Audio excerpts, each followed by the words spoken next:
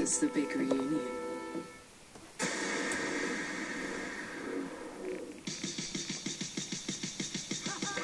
The Big Reunion is reuniting 6 of a generation's best-loved pop groups for a one-night-only live spectacular.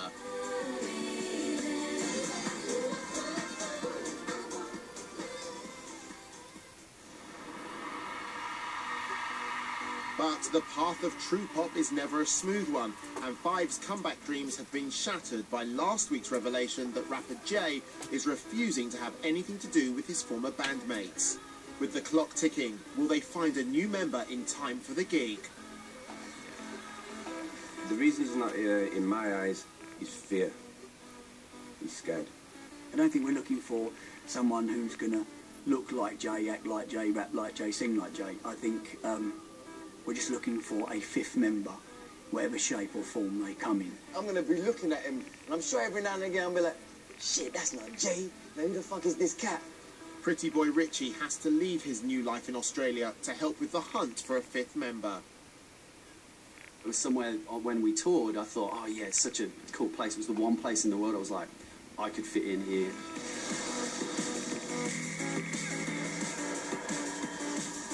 But before he meets the boys, he has to convince his mum, who has grave concerns about the reunion.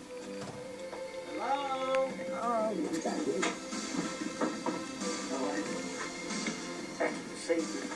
It's Richie's first trip home for years.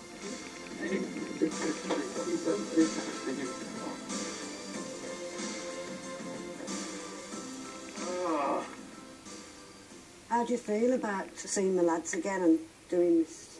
Oh, look, it was funny because I've been the other side of the world. In fact, I don't think it fully dawned on me until I was here. Moving on was hard. For many years afterwards, it was really, really hard. What do I do now? You know, I still live all my days as a member of this band, and I still get recognised even today. Knowing what the tabloids can be like, you know, there's every chance that, you know, there could be, oh, you know, they're back, and, you know, that kind of negative publicity that sometimes there is. I have my concerns, obviously, because, I don't know. What? I remember when we met you in that hotel. I was waiting, watching the taxis, and I saw you get out, and I looked at you, and I just was horrified. Horrified. Yeah, I went, Yeah. Gosh, Rich, you look awful. We were just so tired. Like, we were ridiculously tired. We'd done 18-hour days for months. I went to see Simon Cowell about that, didn't I?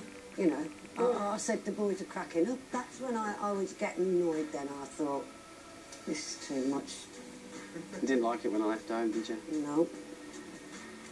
I just felt you were a bit young at the time. I wish you'd have gone in sort of 19, 20. You know, as a parent, you sort of try to hide it and you're thinking, is this what he wants? If I'm not worried, can you not worry? Shake on it. I would be concerned, my darling, but, you know, can't help it. So what's the lineup going to be now? Was Jay saying he didn't want to do it anymore? Yeah, he's not going to do it. So it's just 4 of us well, at the moment. We got to. Not a massive fan of the idea of getting somebody else. I'm not.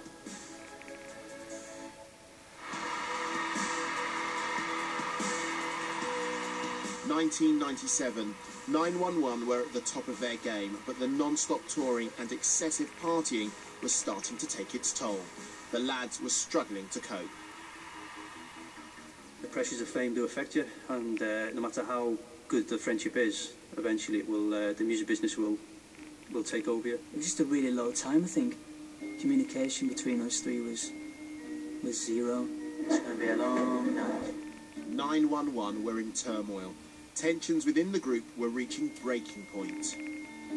Even though you know you have a lead singer for the band, I think I started to kind of think, I wouldn't mind a bit of this. Jimmy was becoming a better vocalist, and I think he was a bit jealous of Lee, and he wanted to be more of a front man. I probably was resenting him, wanting a bit more of the action, I suppose.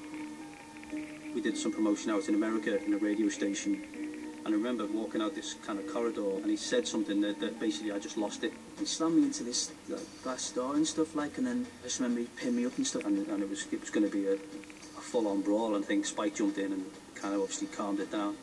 Jimmy and Lee's relationship hit rock bottom. As well as fighting each other, they were struggling to keep their own demons under control. Lee had beaten cancer twice as a child, but the emotional scars stayed with him. I was really, really poorly. I was a poor little boy, and I lost all my hair, and kids will be kids, won't they? You get a cold, baldy, and yeah, I didn't realise how much actually, how deeply it sort of like affected me, like confidence-wise, and losing my hair for the second time hit me even like harder than the first time, definitely. So I've always had issues with, yeah, just the way I look.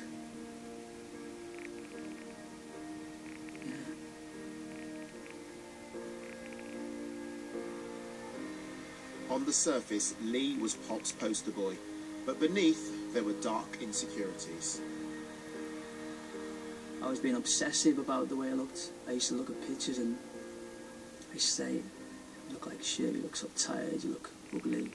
I just couldn't cope with it.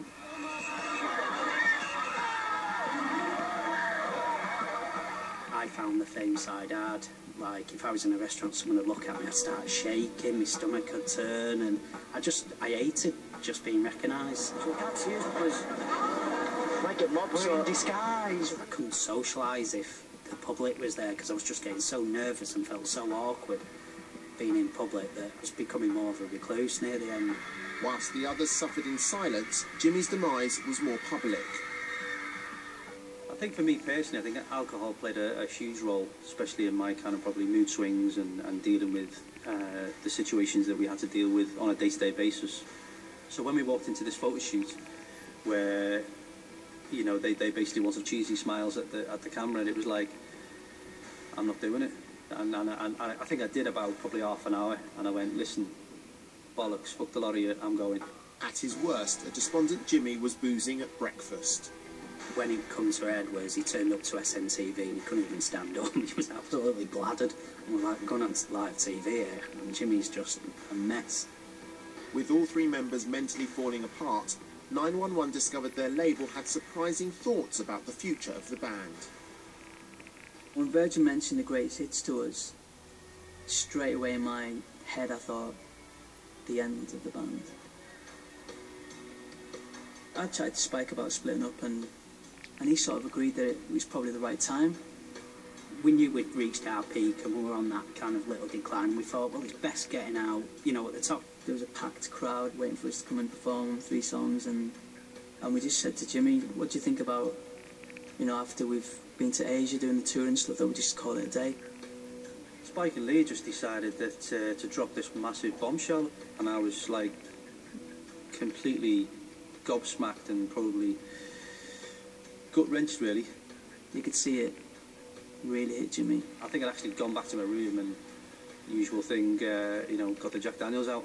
And then we had to go, right, hello Beckenhead, you got my body shaking.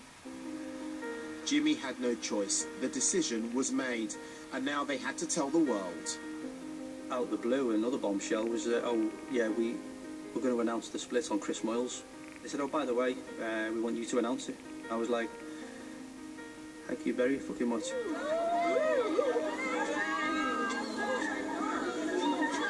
Obviously all the fans were all lined up against the front of Radio 1 in tears, and you know, I was kind of close to tears myself, but I didn't want to show them. Thank you for everything. Thank you for 5 years of fantastic time in my life. And I'm off to have a normal life. And I think in the end I just went, right, see you later, I'm off. Jimmy just drove straight off, and I'd never seen him for 2 years, and it was weird for me because, you know, from being like 16, me and Jimmy inseparable every day of the week. We were just together. For me, it was an excuse basically to get the alcohol out, and I didn't have to worry about it. I didn't have to answer to anybody. As 911 split, the Kittens were making new friends and taking over the world. Whole Again took the newly formed group into mega-stardom. The Kittens released their version of Eternal Flame, which became another #1 smash. But just as they hit the big time, Tash dropped an atomic bombshell. She was pregnant. This is Natasha's last performance before she has the baby. This one's for Tash and baby Josh. While Tash was changing nappies, Liz was left to struggle with growing paranoia.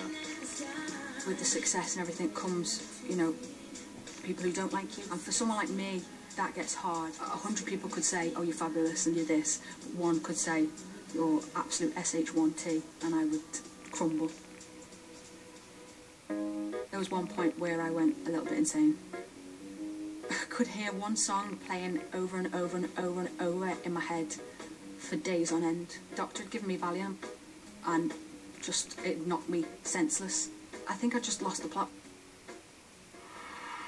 Liz was just about keeping it together, and new mum Natasha returned only 6 weeks after giving birth to her first child, Josh.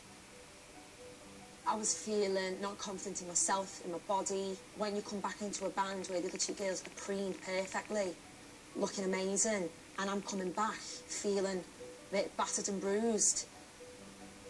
She just wasn't with it. She just wasn't with it. She was happy one day, really down the next. I'm worrying about, is the baby okay? Is he crying? Does he know I'm not there? Blah, blah, blah. And, like, they're talking about, like, oh, did you see that girl and what she had on? Blah, blah, blah. And it just felt a bit like, I don't know if I'm ever going to be able to be on the same wavelength ever again. It was a lot of pressure to put on me to have had a baby and to be expected to just kind of cut me tie so quickly. One of the things to help me get through it was talking to the record label and saying, look, I'm missing my son too much, so can we work out something where he can come along with me? I've asked my mum, she said she'll be his nanny. I thought him being on the road with us would just solve all my problems, and in fact it just made it 10 times worse. I missed you so much. I was always doing something, and I could see him in the corner of my eye, and he was playing with my mum, and I used to think, I should be doing that. I'm his mum. Like, he'd fall over and hurt himself and he'd run to my mum. I was like, I want him to run to me. Well, I just wanted someone to say, like, what's wrong? And no one ever did. Not for a long time. 9 months of being back at work before someone said to me, you've got postnatal depression.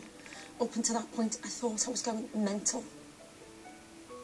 And I just pulled the girls into the room and said, I'm leaving. And that is it, you know, I'm not well. And, they just hated me. To be honest, I got annoyed with her at first. And I was like, oh, sick, or, you know, and actually was a bit like, oh, right, okay, it's an excuse. My decision to leave the band ended their career. And I know they were bitter.